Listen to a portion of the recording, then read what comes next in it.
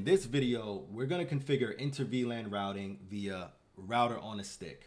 And this network configuration is ideal for small to medium-sized networks that have limited resources and a limited budget, right? So you might have a router or firewall here, and then you have your layer 2 switch, and you have your network devices here. And this is something that I've configured many times in my professional career, and it's decent, it's straightforward, but you just have to be careful of possibly oversaturating this link at times. You know, if it's a small network pushing light traffic, you don't have to really worry about that, but sometimes you have to really pay attention to how many devices are on the network, how much traffic is being pushed, or what kind of traffic is being pushed, because you can end up having some sort of performance issues right here at this trunk link connecting back to the router, right? And the flow of traffic for router on the stick is like this, right? So you have a device that wants to push traffic to another device, but it's on another subnet, it's on another VLAN, and traffic starts here, flows up through the switch, up through the router, down through the trunk link to the switch, over to the device that it wants to communicate with, right? Simple enough, right? And there are a few other ways you can configure Inter-VLAN routing, one of which is by using a layer 3 switch with SVIs. And these SVIs are virtual interfaces that are associated with each VLAN configured on that switch.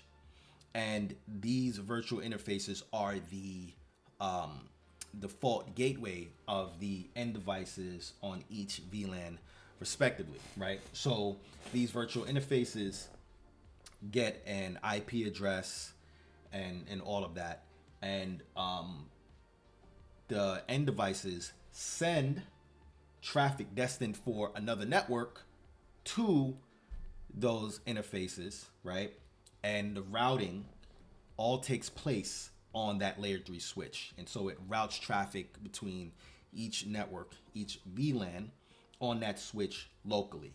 And also, in order for traffic to leave that switch and eventually go out to the internet, there's a transit VLAN that's configured between the router and the layer 3 switch. And it's that's pretty much how that is set up. I've had the pleasure of configuring this one or two times in my career so far. One of those situations was when I had to upgrade a camera network and swap out a layer 2 switch that they were using with a layer 3 switch. And it was an Aruba 6200M, I believe. And I did all of the configuration on there, had all of the VLAN traffic routing between each other right there on that layer 3 switch. And it was fun to configure. I got to play around with VRFs and other little features that Aruba has on that switch. I had to set up cloud configuration and all that stuff, which was fun, right? Another way to configure Inter-VLAN routing, which is probably before my time, probably before your time as well, is by using, you have a router, and each router interface connects to a port on the switch that's associated with separate VLANs, and that's how the router does the Inter-VLAN routing. Now, I don't know what that configuration looks like. I can only give you a gist of how that might look, which is, again, each interface on the router connects to an interface on the switch that's associated with a separate VLAN. And this is not the most scalable solution, whereas if you have a multi-layer switch with SVIs, it's best for, you know, large networks where you can just add a VLAN or 2 or 3 or 5 or however much VLANs you need, and everything just happens right there on the switch because you know you have virtual interfaces. You don't have these physical interfaces that all of the traffic is beholden to, right? So depending on how many ports you have on that switch, you can do as much inter-VLAN routing as you want locally right there on that switch.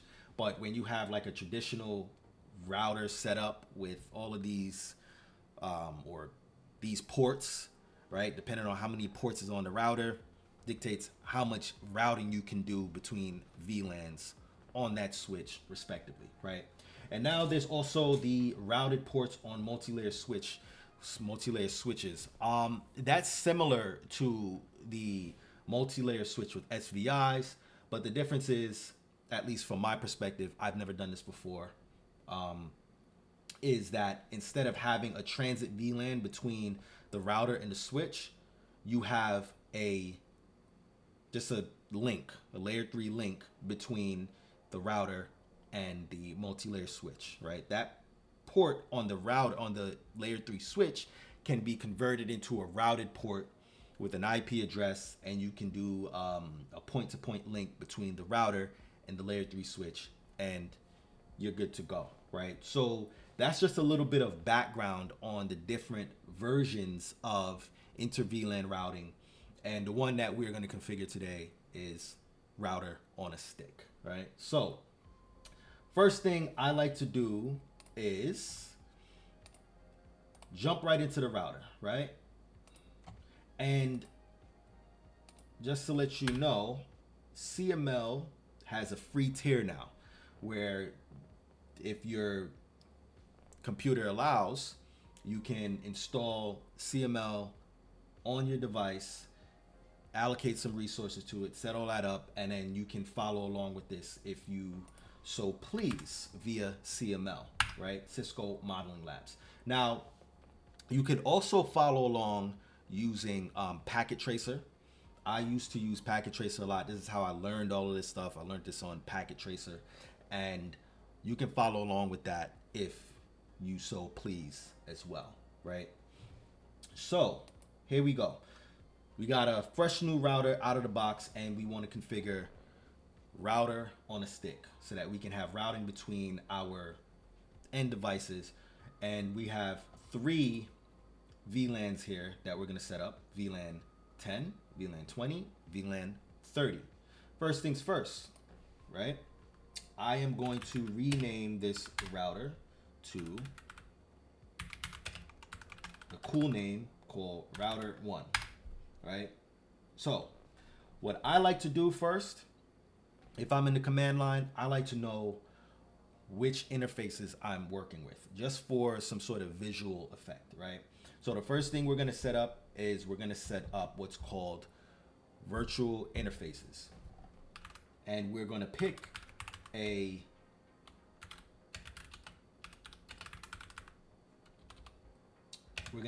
physical interface, do show IP int brief. And here we go, right? We're going to pick this one right here because that's the one that we're connected to via the switch. So it's going to be this here, right? So interface G0 0.10 to be associated with VLAN 10. Now, keep in mind, this is just a naming convention, and it helps us with documentation and keeping track of where everything is, but it doesn't have any technical significance. I'm going to show you what has technical significance in a second. So we created the sub interface, right, for VLAN 10. Now what we're going to do is encapsulation dot 1q 10 VLAN ID 10. That has technical significance. I have the commands here just so that you can see and follow along with what I'm doing, right? Now we're going to put an IP address on it. IP address 192.168.10 .10, and it's in the subnet. It's in this subnet right here. This is the subnet, right? /24, right? So now we are going to move on and create the second sub interface, right? And I like to exit out encapsulation. Oops, I'm getting ahead of myself. Encapsulation.1Q 20 VLAN ID 20. This has significant technical significance, right? So now we're going to put an IP address.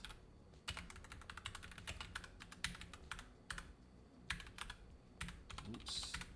I got a new keyboard. I got a mechanical keyboard going, so my typing is a little bit sloppy right now. All right. So we just created the second sub interface.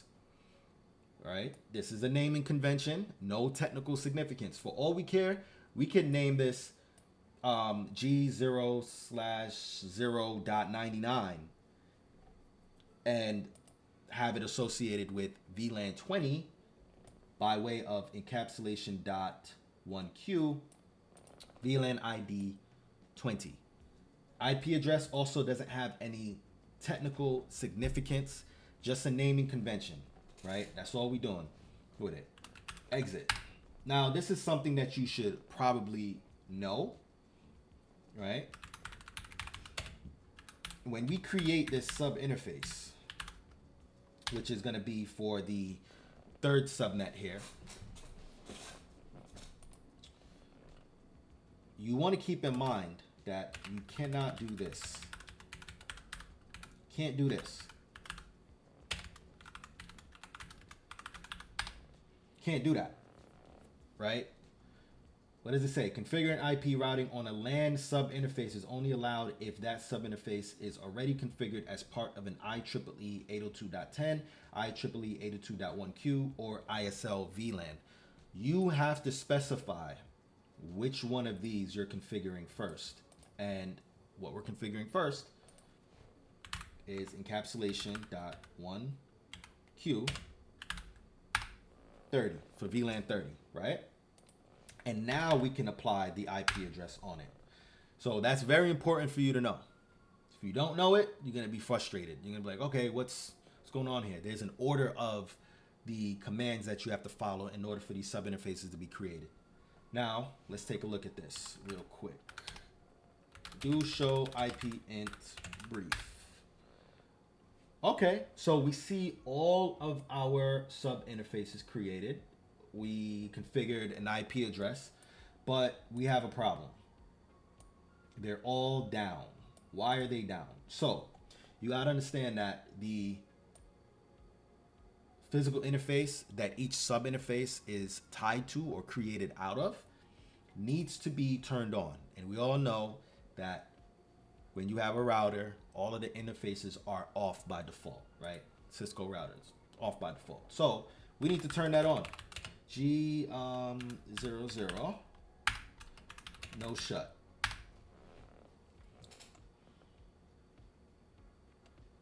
Change state to up. So now it's up. Do show IP in brief. See? Now all of the sub interfaces are up. Now, if you want, you can shut down the sub interfaces if you need to. Either by shutting down the physical interface that it's tied, those sub interfaces are tied to, right? Or one by one, or selectively. So we shut that down, all right? Now,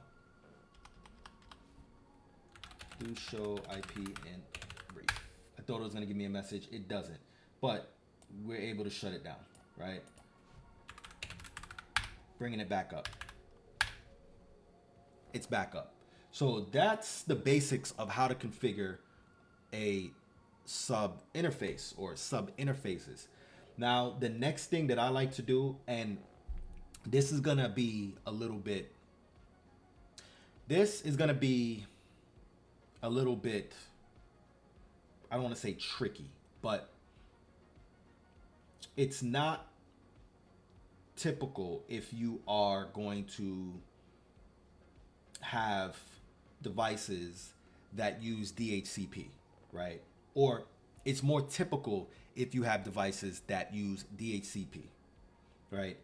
This CML demonstration is not the it's not how it's going to show up in the real world necessarily, because these servers here, I haven't figured out how to configure DHCP on them in CML, but just pretend like DHCP is configured. And if you have CML, I'm going to show you how I configure the IP addresses on them as well, right? But it's also good for you to know where if you're configuring servers that have static IP addresses or devices that need static IP addresses, it's good to know that all of this is the same. Everything is going to be reachable just so long as you configure the correct network settings, etc., etc.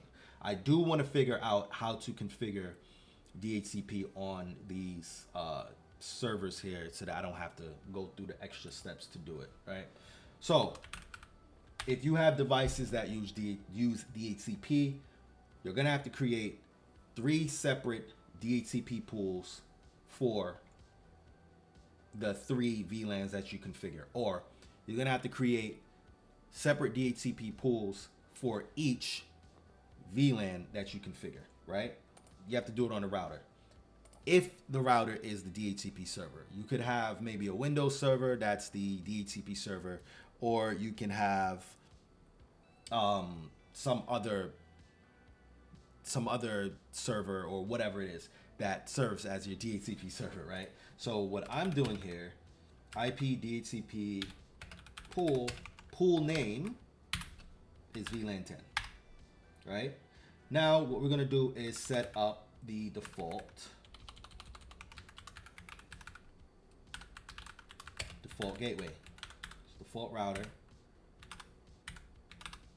that's for VLAN 10. That's for the devices for VLAN 10, right? So that's the default router, right? And then you're gonna have the network.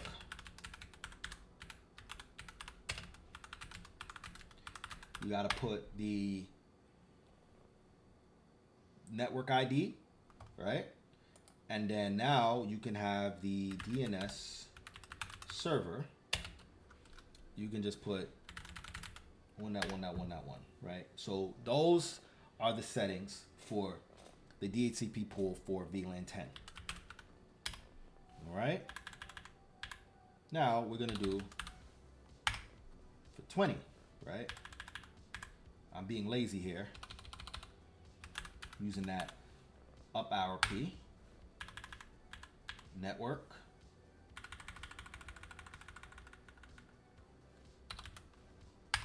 And DNS server 1.1.1.1. Now, obviously, if you have a DNS server that your organization is hosting, whatever, you want to put the correct DNS server, right? That's ideally how I do it, or how I would do it, but it's up to you. Let's create another pool.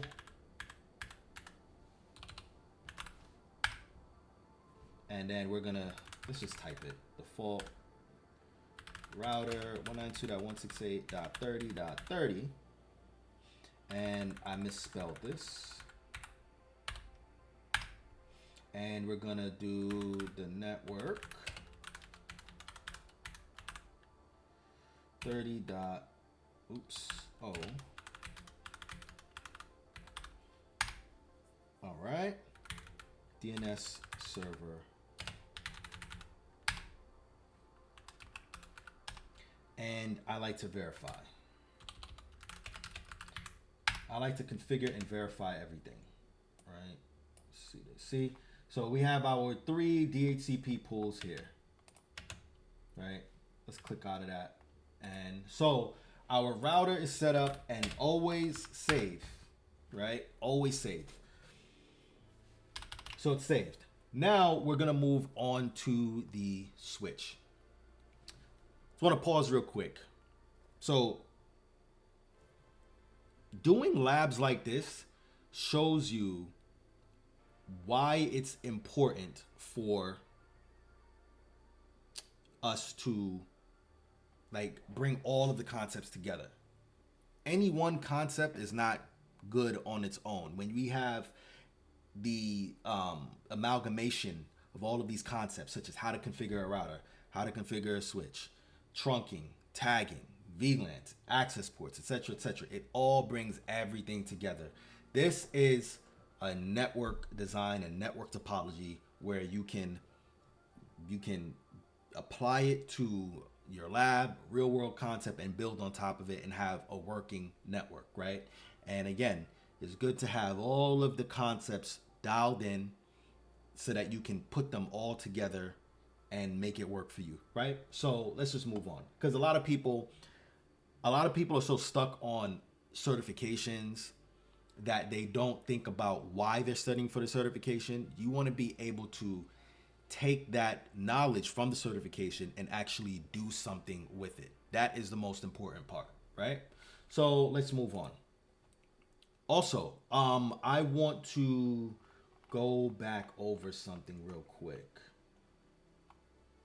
The importance of, let's see, the encapsulation.1q command. Do show run. Let's see if it's in here. I want to show. Okay, so remember, this is a naming convention.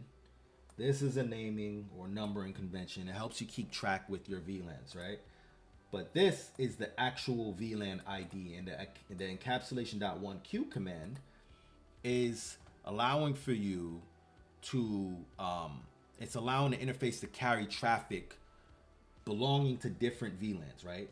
So each sub interface belongs to a separate VLAN, and it's the router that facilitates the traversal of that traffic between each VLAN, right? So let's see. Let's do something here, right? Do show route. Oops, do show IP route. I'm doing a lot of, I like to use, a lot of abbreviations. So look, we have 3 networks configured on this router, right? So when some traffic comes from this device and it wants to go here, it goes here, goes up, and it says, all right, the traffic is for VLAN 30. The router sees that, and then it looks at the routing table and sends the traffic to VLAN 30, right? Everybody knows how traffic is routed and everything, right? We know that when we have a destination IP address, the router looks at the destination IP address, checks its routing table and says, oh, okay, it's for this network, and then it forwards it down. But we got to remember that this encapsulation command allows for these sub interfaces to allow for traversal of that traffic, right? So if this is coming up here, boom, the router is able to do what it needs to do, look at the IP, the destination IP address, and send it down to the appropriate VLAN, right? And it's all done through tagging and VLAN tagging and checking the IP address, sending it where it needs to go, right? And that's what that command is essentially for when you're talking about the sub interfaces, right? So we go. All right, so where are we now? So we are at the switch, right? So now the switch, we're gonna log console into the switch. Just making sure, I'm just mentally checking to make sure that I have everything checked off. All right, so we did the router. Now we're gonna set up the switch. So we have the switch here, conf t, hostname, switch call it switch 1. Cool name, right? And so now the first thing that we're gonna do is we're gonna set up that trunk port to create that trunk link between the router and the switch. And this trunk link carries the VLAN traffic to the router, right? And remember, we spoke about those encapsulation.1q commands. It tags the appropriate traffic to go to the appropriate device, right? Didn't want to talk too much about the tagging stuff until we reach the switch, but that's where we are now, right? So we come here, boom. The switch tags it and sends it up. The router says, oh, I see it's coming from VLAN 10. It wants to go to VLAN 30. Tags it, sends it down, removes the tag, come down here, right? So, let's see here.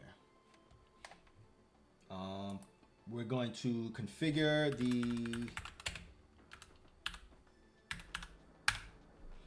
the trunk link, right? Switch port mode trunk. Oops. Switch port mode trunk. Switch port.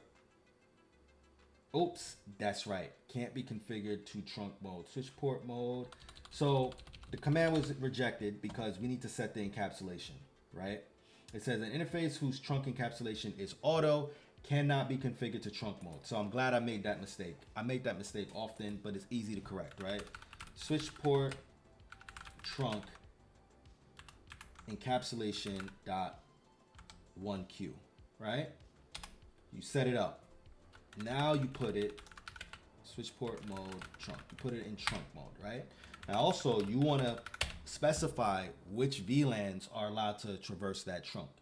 And I like to tighten it down like this, but everybody's different, right? So first and foremost, I can set a native VLAN if I want. So switch port trunk native VLAN.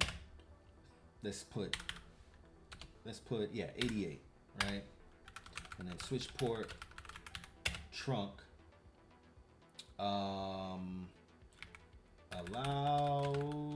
switch trunk allowed VLAN 10, 20, 30, right? So now we configure and we verify. Do show VLAN, right? Oops. Do show int trunk. So now we see the allowed VLANs, right? Right there. We see the G00 mode on encapsulation.1q trunking native VLAN 88, right? Exit. And then now we have to create those VLANs. VLAN 10, VLAN 20, VLAN 30. Now we show VLANs, right?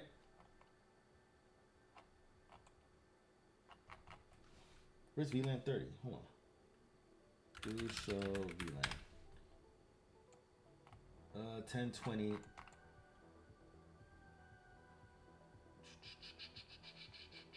They didn't create it. So let's do it again. VLAN 30.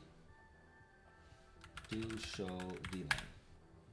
Yeah, for some reason it didn't create it. Maybe I was going too fast. I don't know. Right? So now we have all of the VLANs created. Now we just need to associate the ports to them, right? So now interface G. Also keep in mind that G0, G1, 0. Switch port mode access. Even though it's in access. Switch port access VLAN 10. Keep in mind that you should always configure and verify at each step. At each step. Because when you configure and verify at each step, it allows for you to keep that picture of the network developing in your mind, right? At least that's how I do it. I like to keep on looking at the CLI's output through the show command to see how the network is developing over the course of my time configuring it, right? So now, switch port mode access, switch port access VLAN 10. So now we see that it's associated. We have configured and had this port associated with VLAN 10, right? So the next one we're gonna do is interface G to 0, switch port mode access, switch port access VLAN 20. Let's go to the next one. Interface G to 3, switch port mode access, switch port access VLAN 30. Exit to show VLAN. And we see here that VLAN 10, 20, and 30 associated with the proper ports, right? So, close that. Hold on 1 second. Let's see something here.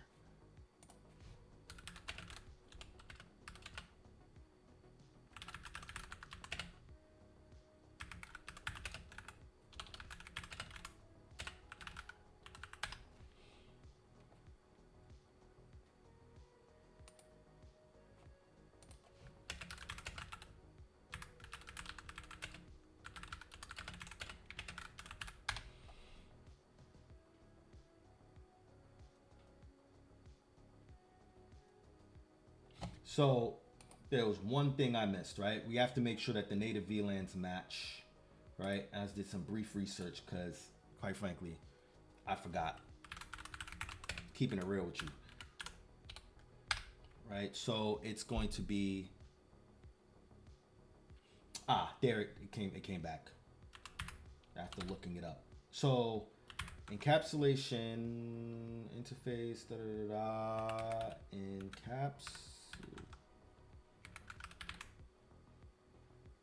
encapsulation dot 1Q 88 native. I believe that's it. Nope. I don't think it could be configured.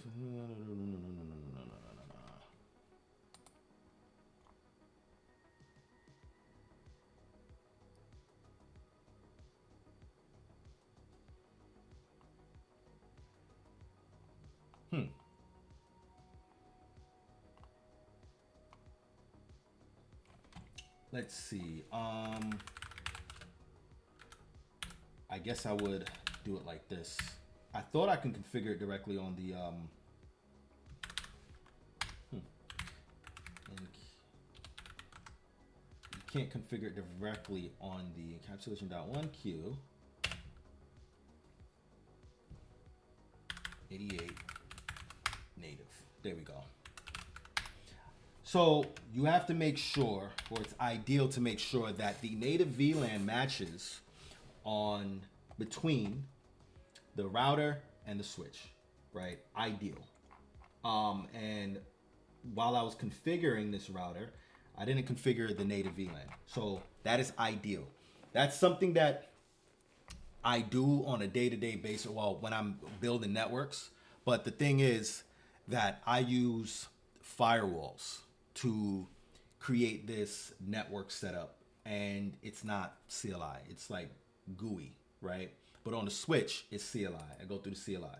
So I always make sure on the switch level, I configure my native VLAN, and on the firewall through the GUI, I make sure that the native VLAN is explicitly specified, again, through the GUI, right? It's been a while since I've done it on the Cisco switch or through a command line. So I had to do some Googles real quick. And that also goes to show you that you can be a network engineer, you can be a systems admin, you're gonna Google, you're gonna be looking things up to get you through. But as long as you know the concepts, you're golden, like I said, right? So let's move on. So we have the router set up, the switch set up, and the VLANs associated with the correct ports. We did our configure, verify for all of our configurations. Now, the next step is to configure these annoying little servers. But I do want to try something real quick, so bear with me. I want to try configuring the DHCP. I'm going to see if I can get it on here. So as you can see, I already was looking around in this. So let's see here. Let's first and foremost, let's change. I want to change the host name. Sudo hostname server 1. Right? Let's change the host name. Let's see if I can do sudo etc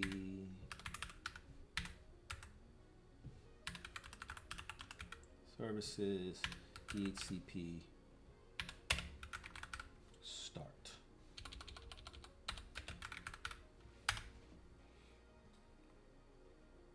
I want to see if this is going to get an IP address on its own from the... Oh, it did. I think it did. Did it?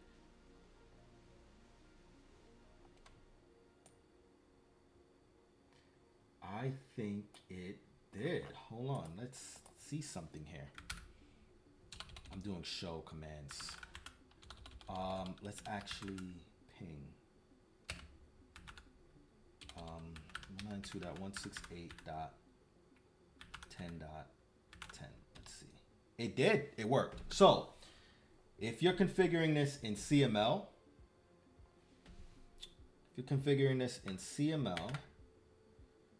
and you're using these little lightweight server nodes, that's how you would configure the DHCP server, right? So it got its network settings from this router up here, right? So we all know how the network traffic works. It goes up here. When the server comes online, it sends out a DHCP discover, and it starts the DORA cascade or the DORA process, and that's how we get its network settings, right? So let's do it for the other ones. Console in. And this is based on Linux, I believe. Yeah, this is Linux. Tiny Core Linux, right? So it's good to know a little bit of Linux, right? Sudo hostname server 2. And then you can do sudo etc services DHCP start. Let's see. See, it got its network settings, right? That's its IP address. And now we're going to ping 192.168.20.20. That's its default gateway. Boom, there we go. Now let's see if we can ping over to this server right here.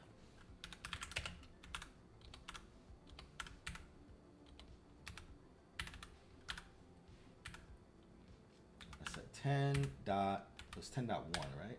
It's able to ping, right? So that traffic flow is like this.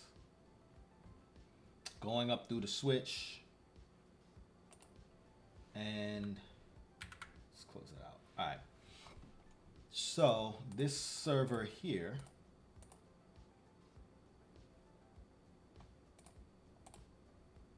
needs to be configured.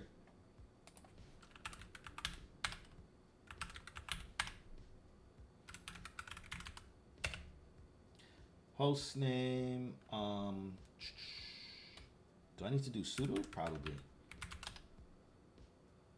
Okay. hostname server 3. Nope. Sudo hostname server 3. And we're going to do sudo c services DHCP start.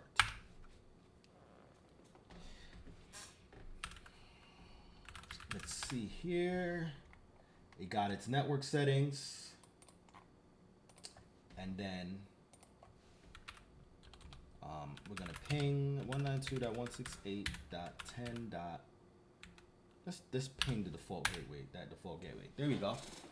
We're pinging VLAN 10's default gateway. So as you can see here, we just configured router on a stick, right? We're able to ping across all of these separate VLANs, and on the fly, thankfully, we got the DHCP server to work, which made this a lot faster. It made this video a lot shorter than it initially could have been. I'm gonna keep on doing these videos in CML, and now that I know how to maneuver a little bit better now that I know how to maneuver a bit better on CML, it makes it a lot easier to demonstrate some of the things that I configure in my lab without having to actually use my actual hardware, which is a little bit more clunky. It's so much easier to just do all this stuff on the computer. So let's go over what we did. So what we did was we started with the router here, right? We configured the virtual interfaces. We picked a physical interface and configured the virtual interfaces from them. We remembered how to configure the native VLAN between the router and the switch, right? Configure the virtual interfaces, obviously. We know the commands that we need to use to configure them, right? So we pick a physical interface, and this is the syntax for creating the virtual interface. Once we are in the sub interface configuration mode, we issue this command here, and this is the VLAN ID that we want to associate that sub interface with. This is the VLAN that we want to associate the sub interface with. And obviously we got to add the IP address and the subnet mask. If we try to add the IP address and the subnet mask before this command, it's going to reject it, because we have to specify which trunking protocol that we want to use first, right? And so after that, we set up a DHCP server, or we set up the DHCP servers on the router, if that's what you want to do. And once we have all that in check, we like to verify what we've configured. Always got to look at what we configured, make sure everything's correct. And once we have that done, we move on to the switch. On the switch, we configured a trunk port so that we can set up the trunk link between the router and the switch, right? Because that trunk carries the VLAN traffic. And then we set up the VLANs, and then we set up the ports to be associated with those VLANs. And then we moved down to the devices, made sure that they have the correct network settings, and then we just started pinging to verify and make sure everything works, right? The traffic flow looks something like this. Again, the traffic leaves the device untagged, gets to the switch, it gets tagged, right? Goes up this trunk port, because the trunk port or the trunk link carries tag traffic, goes to the router looks at it, sees where it needs to go, does what it needs to do, right? Says, all right, well, this is going to this network. It tags it appropriately, and then sends it back down the link, goes to the appropriate device, And that's pretty much it. That's pretty much router on the stick. I know I could have gotten more into the technical details, but this is more focused on, I could have gotten more into the technical concepts, but this is more so for just the configuration portion of it, right? If you already know the concepts, you already know how the traffic flows and everything, you're good to go. But you want to know how to actually do it. I think that actually knowing how to do it is probably one of the best things that you can do, right? You do want to have a balance though. You do want to know the concepts, and the concepts should be sort of like the blueprint for you.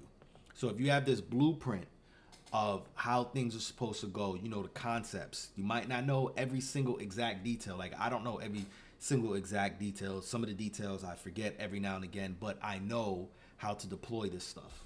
And that's exactly where you want to get to. So I hope this video was helpful, and I hope this demonstration was helpful to you. As I make more of them, I'm gonna make them a little bit more cleaner, a little bit shorter.